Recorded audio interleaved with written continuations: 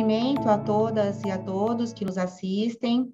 Agradeço, muito honrada, o convite da nossa presidente da Associação dos Advogados de São Paulo, doutora Viviane Girardi. Agradeço muitíssimo também a doutora Silvia Pachkowski, diretora da ASP, que me formulou diretamente o convite. Para mim é uma honra muito grande poder dar essa aula sobre a reforma tributária para o segundo encontro digital da ASP. Eu sou a Suzy Gomes Hoffmann, eu sou doutora em Direito Tributário, presidente da Comissão de Direito Tributário do IASP, Instituto dos Advogados de São Paulo, e fui conselheira do Conselho Administrativo de Recursos Fiscais por 9 anos, e por 5 anos eu fui a vice-presidente. E sempre gosto muito de estudar todos os sistemas sobre o direito tributário.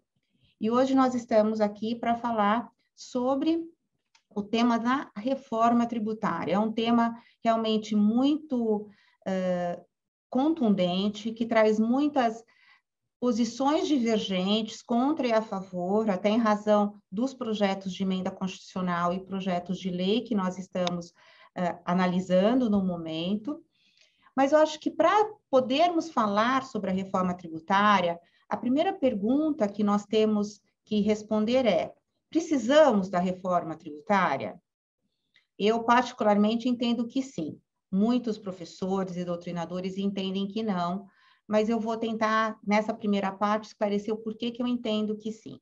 O nosso sistema constitucional tributário, ele nasceu praticamente em 1965, com a emenda constitucional, e ele foi depois colocado com muito mais detalhes na nossa Constituição Federal de 88. Tanto que nós dizemos que nós temos um sistema constitucional tributário e que trouxe muitas garantias aos contribuintes e um sistema realmente muito pormenorizado na Constituição. Esse sistema funciona ou funcionou? Para mim, não. Por quê? Apesar de muitos doutrinadores falarem, não, a gente convive com isso, eu acho que muitos números demonstram que não funciona e não funcionou. Quais são esses números? Muitos institutos, eles apuram o número de horas que os contribuintes, pessoas jurídicas e físicas, gastam por mês, por ano, para interpretar a legislação dos impostos, dos tributos em geral, e para cumprir as suas obrigações acessórias, que são todos aqueles deveres instrumentais de livros, de declarações e tudo mais. Isso é um gasto gigantesco. E o Brasil, se ele não for o campeão mundial em termos de horas gastas com isso, ele deve ser o vice-campeão, porque realmente nós temos uma legislação extremamente complexa, difícil de ser interpretada. Veja, o problema de ser, não é só ser complexo, é difícil de ser interpretada. Eu costumo falar, o imposto de renda nos Estados Unidos também é complexo, mas lá aquilo que não tem duas interpretações, e aqui nós temos muito isso. E aí são os outros números que eu quero mostrar. Se os senhores, se as senhoras entrarem no site do Superior Tribunal de Justiça ou do Supremo Tribunal Federal, vão ver um número enorme de processos que são julgados, vou falar só dos processos que são julgados em sede de repetitivo ou de repercussão geral sobre temas de direito tributário. Na última pesquisa que eu fiz, eu encontrei mais de 500 processos que já foram julgados ou que estão para ser julgados, que já têm a relevância e a repercussão geral reconhecidos. Então, nós estamos falando de um número assim, muito alto, e tanto que eu brinco, é só acompanhar o Valor Econômico, o Jota, o Migalhas, e todos esses, o Conjur, né? Todos esses sites e esses jornais que eles diariamente, eles trazem notícias sobre relevantíssimos julgamentos. E mais do que isso, ano passado, em razão da pandemia, principalmente no STF, nós tivemos julgados muitos processos em repercussão geral, processos relevantíssimos do tema do direito tributário e julgados no plenário virtual, aquele plenário em que cada ministro coloca o seu voto e não há debate.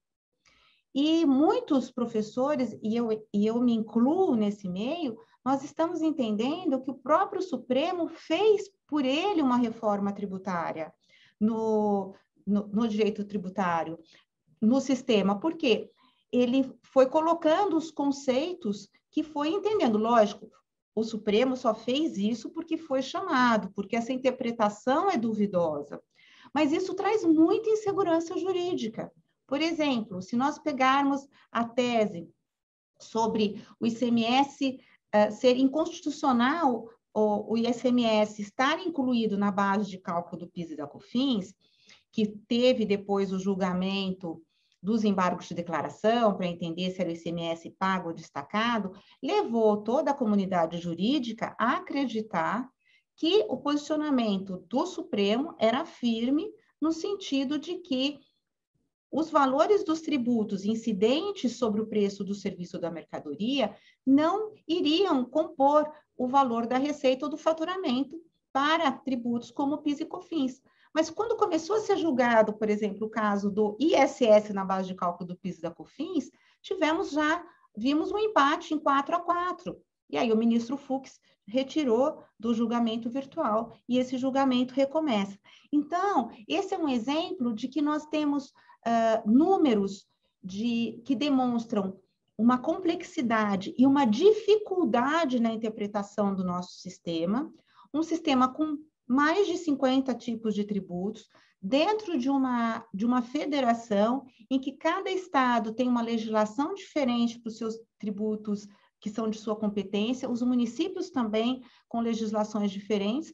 Então, acaba criando um ambiente de insegurança jurídica muito grande, que faz com que os investidores estrangeiros não queiram ficar no Brasil.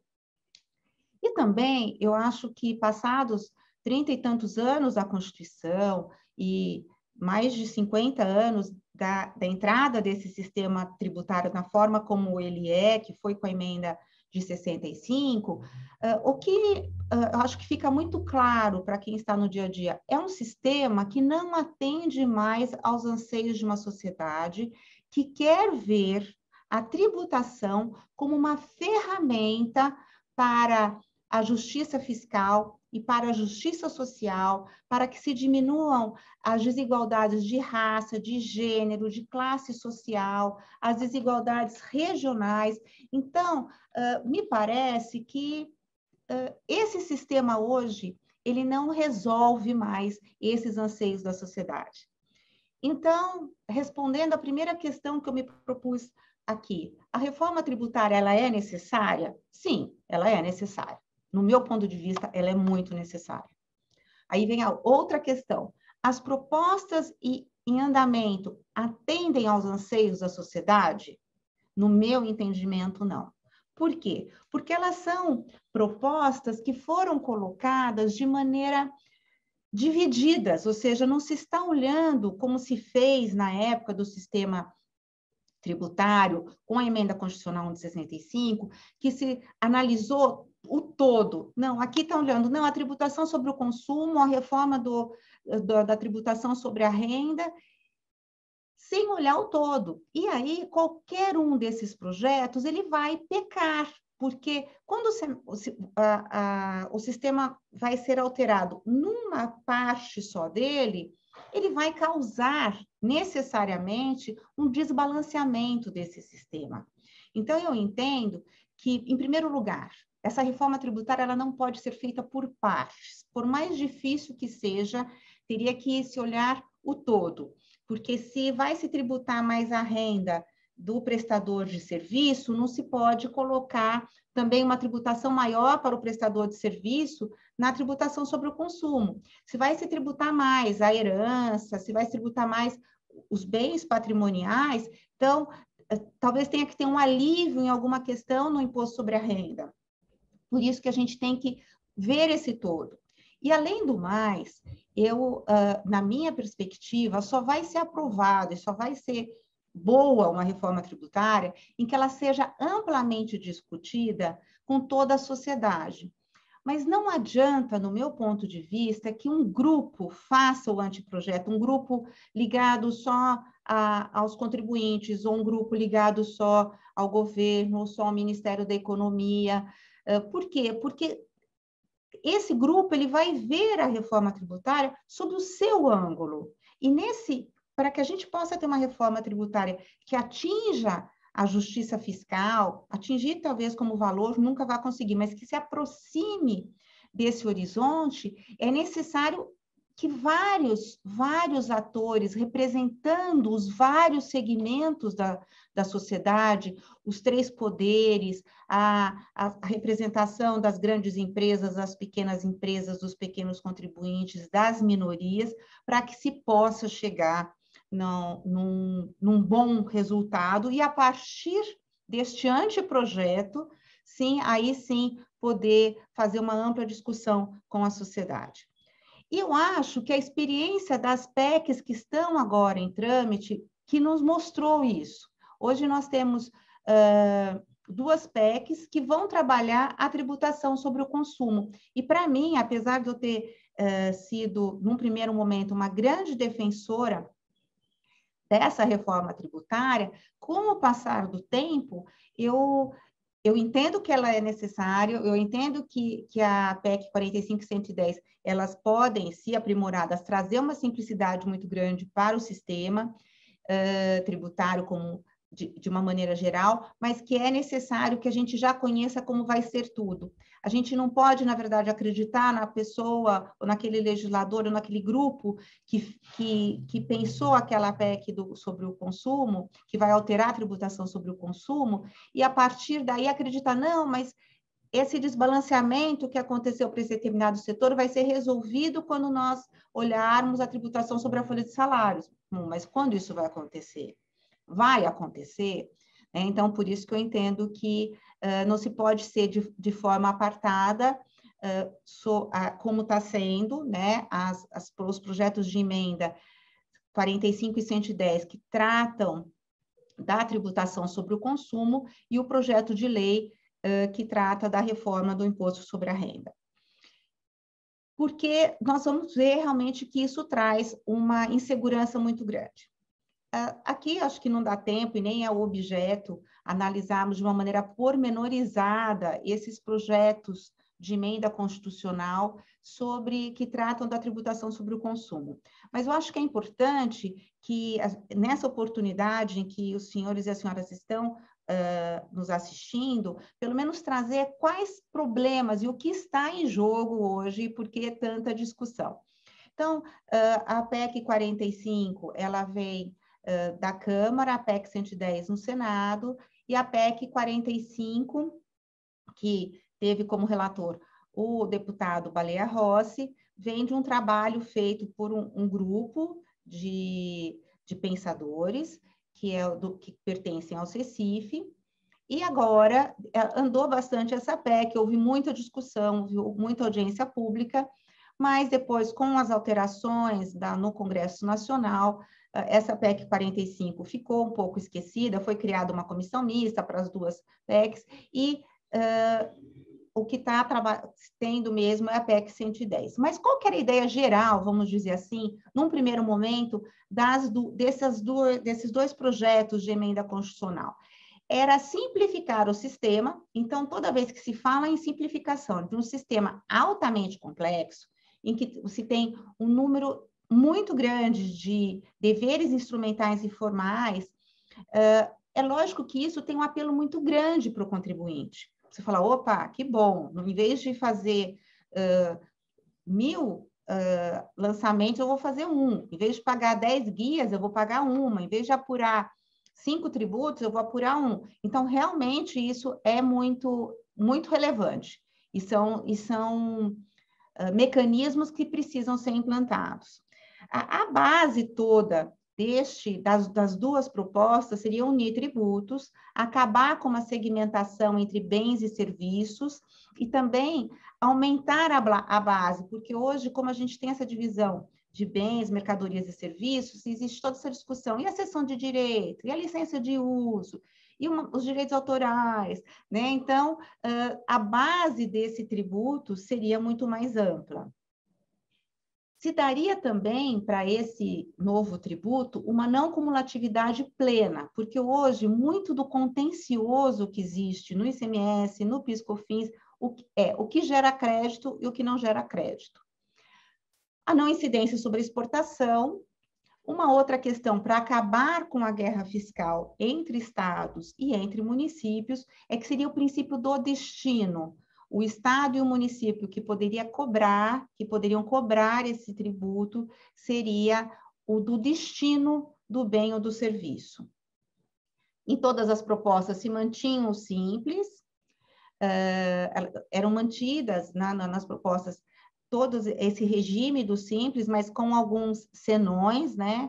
Porque aí o valor que viesse de uma empresa do simples, em tese, não geraria crédito, algumas outras coisas.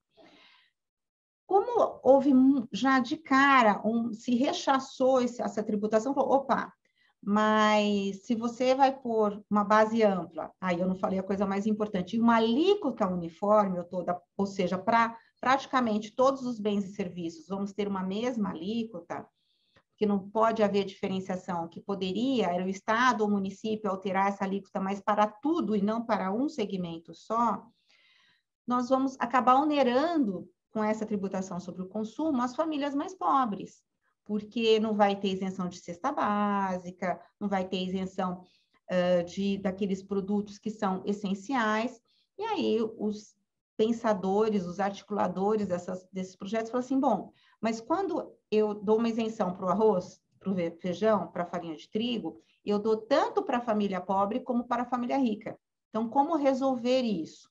E aí se pensou em mecanismos de devolução de valores para as famílias pobres. Da mesma maneira que a gente seria um sistema parecido com a nota fiscal paulista, conjugado com o Bolsa Família, algo assim. E no lugar, vamos dizer, do IPI, haveria um imposto seletivo para tributar determinados produtos ou serviços, como cigarro, bebidas alcoólicas e outras questões. Mas qual foi o primeiro problema que foi levantado quando esses dois projetos surgiram? Olha, quando você traz os serviços equiparando aos bens, vai onerar sobremaneira o setor de serviços, porque o setor de serviços hoje, tirando os serviços de pedágio, a alíquota máxima é de 5%, ainda que ela seja cumulativa, ela é de 5%. E a grande parte dos prestadores de serviço também estão no regime do lucro presumido, em que tem uma alíquota cumulativa e fixa do PIS e da COFINS em 3,65%. Então, essas empresas sairiam de uma tributação de 8,65% para uma tributação que se pensa aí nesse novo tributo entre 25% e 30%. Então, é um valor muito grande. Aí as pessoas falam assim, não, mas vai ser não cumulativo. Mas vem o setor de serviços e diz, bom, mas eu não tenho crédito. Quem tem muito crédito é a indústria. Eu não tenho crédito. Porque o setor de serviços, ele, como o próprio nome diz, está no serviço, o serviço, muitas vezes, 99%, a gente ainda não está nessa questão de robô, é feito pelo humano. Então, aqui, então, começou a se apresentar, e para mim ficou muito claro isso ao longo da participação em inúmeras lives e mesas e debates, que não daria para fazer essa reforma dissociada da análise geral da tributação, sem a gente poder rever a tributação sobre a folha de salários e sobre a renda. Então, porque a gente tem uma grande tributação sobre para as empresas que possuem funcionários. E a gente também sabe, por inúmeros estudos e percentuais, que quem tem mais funcionários são os prestadores de serviços. O maior empregador hoje é o prestador de serviço e o pequeno prestador de serviço. Então, eu acho que num país com tantas desigualdades sociais, nós precisamos sim ter mecanismos para uma tributação sobre o consumo, mas ela não pode onerar quem tem menos. E aí também nós temos que pensar que a classe D e E, a classe mais pobre, ela vai usar todo o dinheiro dela para bens de consumo. Muitas vezes, né, nós vamos poder olhar e ver que a pessoa que ganha o salário mínimo, que ganha a família que tem 2, 3, aí eu não sei até em que momento, né, isso começa a mudar, elas usam tudo que eles ganham para os bens de consumo, para a comida, para pagar aluguel, né, e para os suprimentos necessários para a limpeza da casa e alguma roupa. Eles não vão usar esse valor para adquirir propriedade, para comprar um terreno, para comprar um carro. Isso é muito mais difícil. E também, quando a gente fala de uma classe média baixa, ou seja, a pessoa que está na classe D e ela consegue ir para uma classe C, mas nessa classe C, antes de ir para bens, e talvez o que vai comprar é um pequeno imóvel, vai tentar ter um plano de saúde, vai tentar ter uma escola para o filho, de uma segunda língua, né? Porque a gente sabe que a escola pública, infelizmente, hoje não dá um conhecimento do idioma, seja inglês, seja espanhol. Então, vai buscar isso. E nós vamos ter uma tributação alta também, que vai gerar para essas pessoas um aumento de tributação que vai ser muito mais sentido do que para as classes mais altas. Então, por isso que muitas estão criticando. E por que também a gente vai falar numa desigualdade, que isso vai trazer mais desigualdade racial e de gênero? Porque também os estudos mostram que hoje as famílias mais pobres, elas são negras e comandadas, e tem como chefe da família uma mulher negra, né? E essa mulher negra, ela recebe muito menos do que um homem negro e de que uma mulher branca. Então, são todos fatores importantíssimos para serem analisados, que a gente não pode falar, não, o sistema vai se resolver, não, eu não posso analisar isso na questão do consumo, não, nós não podemos continuar fechando os olhos para isso. Porque isso, no meu ponto de vista, é o olhar do branco privilegiado, que fala, não tem problema, não tem problema sim. E nós precisamos olhar para isso com muita seriedade quando a gente fala da reforma tributária. Como eu falei, essa era uma ideia geral das duas PECs. A PEC 110 é que está andando, e depois de muitas discussões, de muitas audiências públicas, foi apresentado recentemente um substitutivo à PEC 110 pelo senador Roberto Rocha. E aí ele fez uma proposta um pouco diferente, para atender aí os estados e municípios que estavam descontentes em ter um tributo junto com a União. Então, ele está propondo um imposto que seria sobre o valor agregado, sobre o consumo, como estava originalmente na PEC 45 e na 110, mas um IVA dual, como é chamado, em que vai ter um tributo para a União e um tributo para os estados e municípios. Eu esqueci de me falar que no meio do caminho, ano passado, a União veio e apresentou um projeto de lei, já dentro dessa linha do IVA dual, que era a união do PIS e da COFINS na legislação daquilo que foi chamado CBS, o projeto de lei CBS, que também foi extremamente rechaçado. Enquanto se trabalhava com uma alíquota desse novo tributo pela PEC 110 e 45 em 25%, e que 9% caberia para a União disso, a União já vem com uma alíquota de 12% para a CBS, ou seja, num aumento assim muito grande. Neste substitutivo da PEC 110, o relator ele traz essa CBS para o projeto de emenda constitucional, porque uma das grandes questões discutidas era não poderia ser por uma lei ordinária e nem mesmo por uma lei complementar. Então, ele propõe que a União tenha a união do PIS e da COFINS importação, e os estados e municípios fiquem com outro tributo, unindo aí ICMS e ISS. E teria, então, uma base constitucional, né, nessa PEC, tanto para esse imposto, que seria da competência dos estados e municípios, como da CBS, que seria da competência da União. E aqui, os aspectos gerais, ele não mudou muito do que já estava, né? Nos dois casos, incidiria sobre todos os bens materiais e imateriais, assim, tentando dar uma amplitude muito grande. Uma única legislação, em que aí teria um comitê gestor dos estados e municípios e para a união da CBS. Teria uma alíquota aplicável também uniforme, mas aqui ele, em razão de diversas discussões, até sobre saúde, educação, nesse projeto ele já retira alguns setores, entendendo que são setores especiais, mas em tese ficaria para a lei complementar falar sobre isso.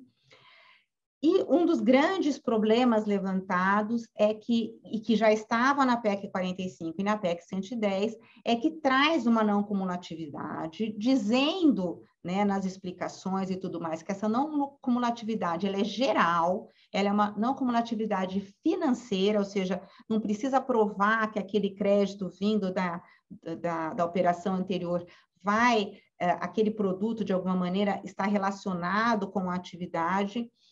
Ou seja, o crédito tem a operação anterior, eu comprei algo dentro da minha empresa e eu paguei o IBS ou a CBS, eu já teria esse crédito, mas traz a mesma redação da não cumulatividade que nós temos atualmente na Constituição. Que nós, especialmente eu que já estou formada há 32 anos, né, eu me formei no ano da Constituição, sabemos o quanto de litígio tem esse dispositivo constitucional, em que o Supremo já delimitou, ou seja, então aqui já começa realmente uma grande questão. Vai dizer que o tributo não vai integrar a base de cálculo, também tira a possibilidade de concessão de isenções, incentivos, a não ser aqueles previstos na lei complementar, ou seja, joga muito para a lei complementar a pormenorização. Veja, fica muito difícil se acreditar só no texto da PEC. Isso acontecia na original 45, na 110 original, e continua aqui, porque se delega para a lei complementar uma organização que, quer me parecer, tinha que ser votado praticamente junto, ou seja, tem a PEC e tem o projeto de lei complementar para que a sociedade possa, de uma maneira transparente, conseguir discutir tudo isso. Traz de novo também essa questão da restituição do tributo para as famílias de baixa renda, princípios do destino, continua o princípio do destino, e também continuaria aí toda essa questão de haver o imposto seletivo e muitas outras questões. Acho que nós temos dois grandes problemas, que é a questão da não cumulatividade, que não fica claro, e a questão da alíquota, uma alíquota uniforme, onerando sobremaneira ainda os prestadores de serviço. Ainda que se diga que haverá regime diferenciado para alguns setores, e aí vão estar alguns setores como saúde, educação, não é possível, ainda que exista uma regra de transição, se passar de um regime que se paga 5 ou 8,65 para algo que seja quase 30%.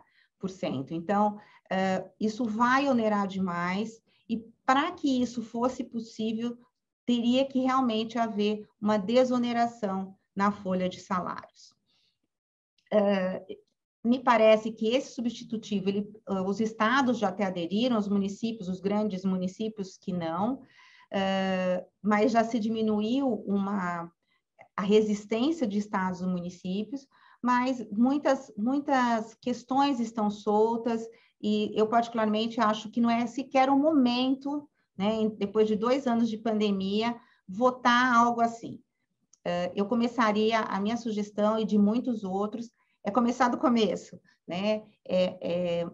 Que seja nomeada uma comissão com representantes especialistas, como eu disse, dos diversos segmentos, dos 3 poderes, dos diversos setores, representantes dos diversos setores, e não só das grandes indústrias, porque nós temos realmente muitas questões a serem resolvidas. E não dá para a gente continuar, por exemplo, com uma insegurança jurídica com esse texto da não cumulatividade. Muito bem.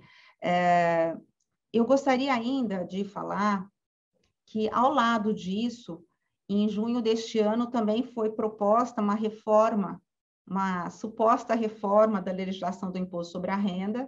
Não entendo que isso fosse uma proposta de reforma.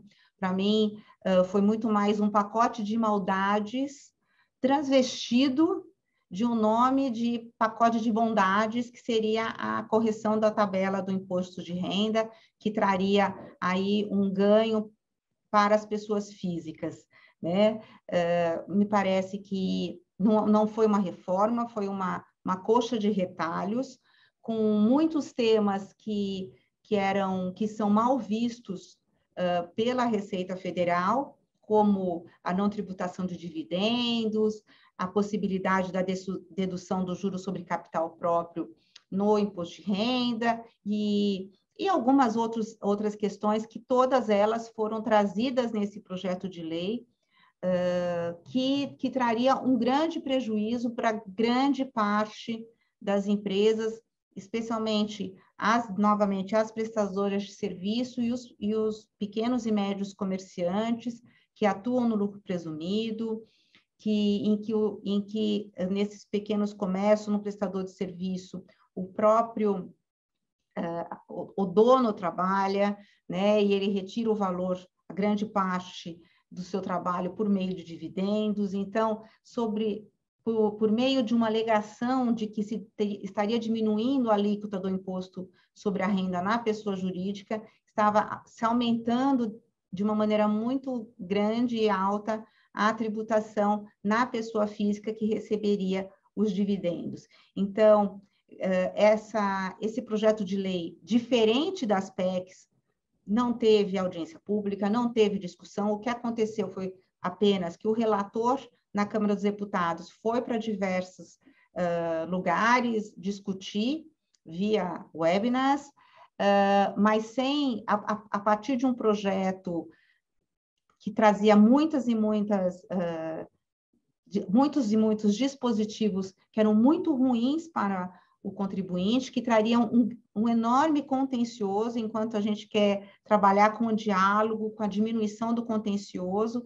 Essa proposta de legislação traria um contencioso muito grande e foi votada de uma maneira completamente assodada na Câmara dos Deputados, mas quando chegou no Senado, o Coronel Ângelo, que é o relator, falou, não, tudo a seu tempo, nós vamos analisar e discutir, é um projeto de extrema relevância para toda a sociedade e não pode ser discutido de uma maneira assodada como foi.